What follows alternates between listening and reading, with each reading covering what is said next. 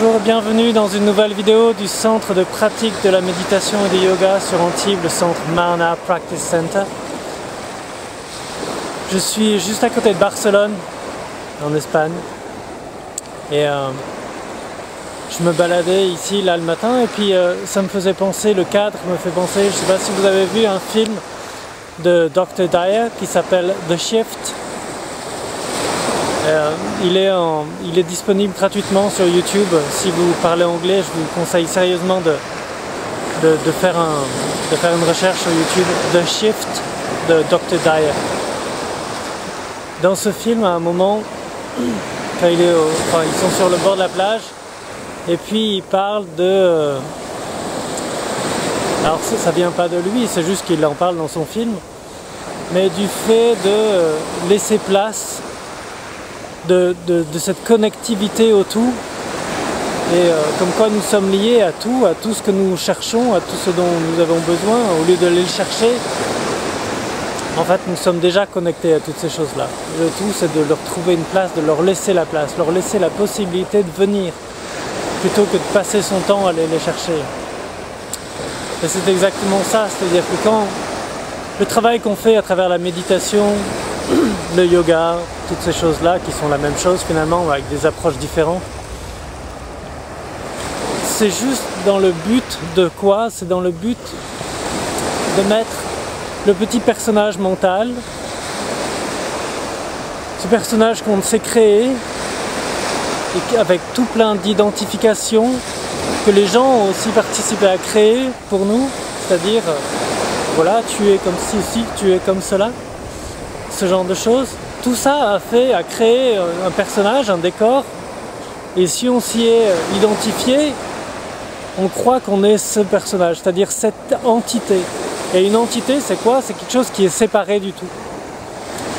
Et en fait, on a tendance à regarder le monde à travers cette entité, et puis cette entité regarde tout un tas d'autres entités, c'est-à-dire d'autres personnes, mais aussi d'autres choses.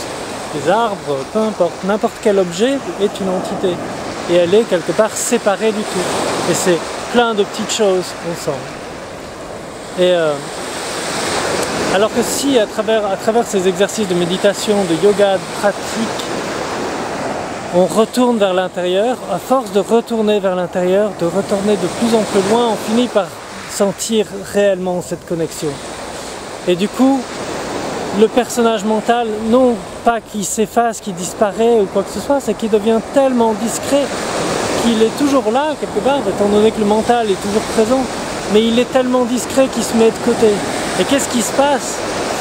Qu'est-ce qui reste? C'est que le mental se met de côté, et du coup les pensées sont plus toujours continuellement en premier plan. Et la possibilité, l'ouverture vers quelque chose de beaucoup plus grand se met alors en place, prend place, passe en premier plan. Et c'est ça qui se passe, c'est-à-dire que à partir du moment où cette ouverture commence à rentrer, un moi beaucoup plus grand, beaucoup plus large s'ouvre, c'est-à-dire qu'il est plus limité à cette entité, il s'ouvre aussi au reste. Et avec le temps, avec beaucoup de pratique, du temps, ce reste devient de plus en plus grand et effectivement finit par englober le tout. Et il n'y a plus de reste d'ailleurs, il n'y reste plus qu'une chose, c'est-à-dire le tout.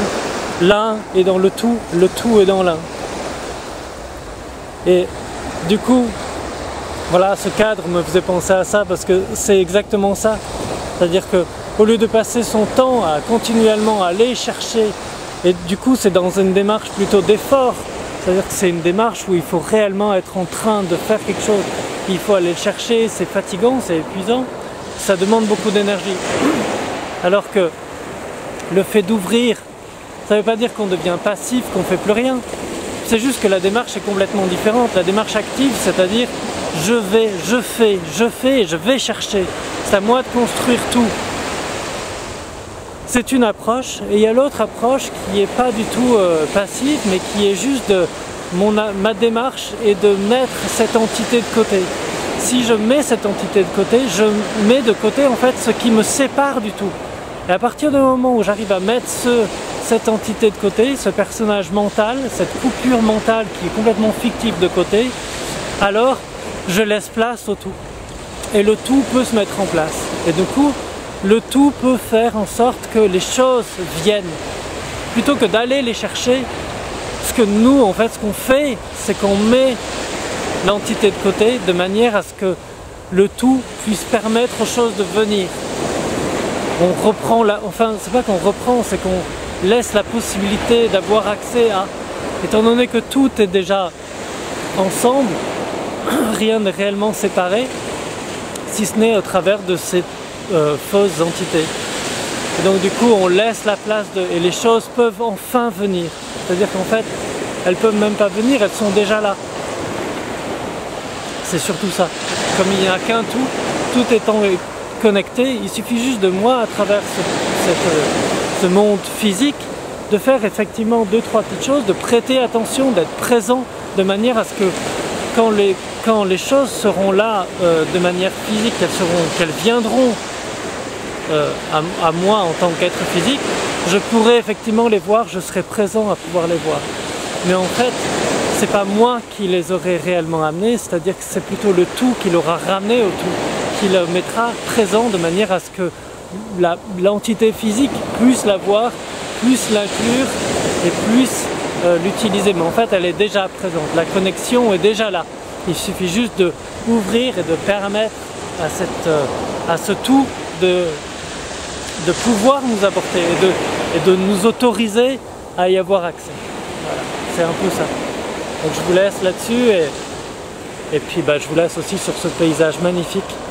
Et bien sûr, je dédie toujours, bien sûr je ne le faisais pas avant, mais chaque jour par contre mes prières, mes pensées du matin sont orientées vers Paramahansa Yogananda. C'est pour ça que c'est écrit Paramahansa Yogananda.